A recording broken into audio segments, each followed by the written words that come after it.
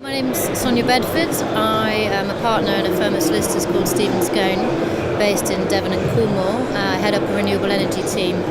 there, a team of 7 lawyers. I'm also a non-executive director of Regen Southwest and a director of Exeter Community Energy as well. I head up the renewable energy team, and we pretty much do anything and everything that where you need to sign a bit of a paper to generate electricity or heat from a renewable energy source. So, for example, that might be doing the land agreements for a large-scale ground mount solar project, to the construction contracts for an anaerobic digester,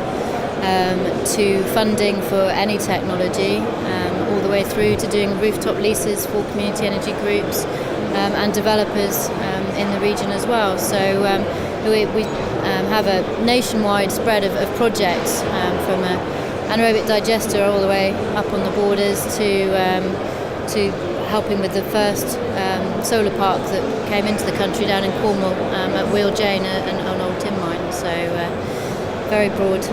The team, I set up the team 4 years ago after a month after the introduction of the feed-in tariff. The firm was very forward-thinking and saw that Cornwall particularly was going to be the instigator of the large-scale ground mount solar, and there was going to be a need for legal representation both for landowners and developers who wanted to operate within the solar ground mount field. Having already done a number of wind farms prior to that, and been involved in the renewable energy and sustainable development sector for quite a while,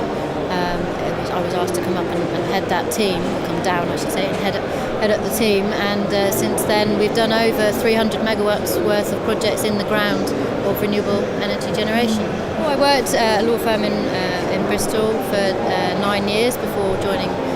Scown. I did a mixed sort of practice there with some sustainable development, some renewable energy, and also some land diversification work. So it was a natural move to work on the renewable energy projects that I'd already done, and go into the whole new world of particularly large-scale ground-mounted solar, which had never been done until we did the first site down in Cornwall. So it was a case of learning on the job, so to speak, and I'm very proud of the amount of large-scale solar that we've now installed nationwide as a team. If you take each technology, so if we look at wind, we may be advising a farmer on whether how the planning, putting up a small single turbine, all the way through to the agreements he needs to connect that turbine to the grid, so that he's able to export electricity, and also advising on how he funds the purchase of that single turbine, all the way through to assisting on a large 3 or 4 turbine, 5 turbine wind farm with the same type of agreements. It still needs funding, still needs grid connection. If you look at solar, we've done anything and everything from a number of school projects where we've assisted by doing roof-mounted solar, doing the lease agreements for those. We've done ground-mounted solar sites from 50 kilowatts all the way through to 48 megawatts is the largest site that we've been involved in. And that will be anything from looking at the land on which those projects are being installed, to assisting with the warranties for the technology themselves, to insurance, and to dealing with the tax issues on that, and planning all the way through to constructing the site, and then finally dealing with the accreditations necessary to receive the incentives from Ofgem, either under the renewable obligation certificates or feed-in tariff schemes, depending on what sites are being done. So, non-executive director of Regen Southwest. I was appointed director last year, and take part in board meetings and advisory role for Regen, and assisting where necessary on policy and various projects. I have a particular interest in working with Regen Southwest and Western Power on their current grid project, where we're looking at freeing up some grid in the southwest, because a number of projects have been stopped or are being stalled because of the unavailability of grid capacity and connections in the southwest. So I'm assisting on the trial projects with WPD, and offering an assisting on the legal advice for that alongside Regen. So that's a bit of both roles, solicitor and non-exec director of Regen. It's a very interesting role which enables me to get to the forefront of policy makers, because Regen have fantastic connections within DEC, and so I'm able to assist with that and also sit in on some really high-level meetings which get policy on the table, so to speak, and get information out to clients and people as well who need it. Just one of the other roles I take is a director of Exeter Community Energy, which is a new community energy group based in Exeter City Centre,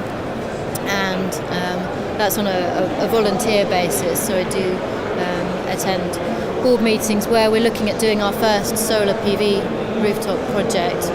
and the aim is to do a share offer for that for the local Devon residents,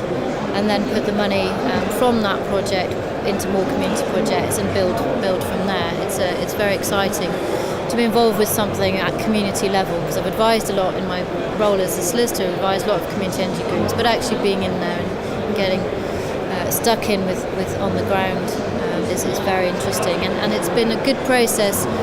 We've had a couple of public meetings and we've had really high attendances to those public meetings and getting sort of 80 odd people along to talk about community energy. It's really invigorating to find that people still want to do it after sort of being involved in the large scale projects through the day-to-day job. Renewable energy is pretty much my life. I'm also studying to do a master's in renewable energy as well at the moment at the Centre for Alternative Technology. So I think with that and combined with my different roles enables me to get a full picture of the energy situation. And I think having a legal job where you actually can feel that you're contributing something to decentralised energy, to energy security, and also as an impact of that is jobs and creation of employment and revenue for not just the Southwest but nationwide. I think energy security is an issue which we know we've been trying to tackle for a very long time, and it's only now where I'm able to fully get involved with all my different roles on assisting everyone from someone in the community who wants to see solar PV put up on their home, through to generating megawatts of electricity to enable us to become less reliant on fossil fuels.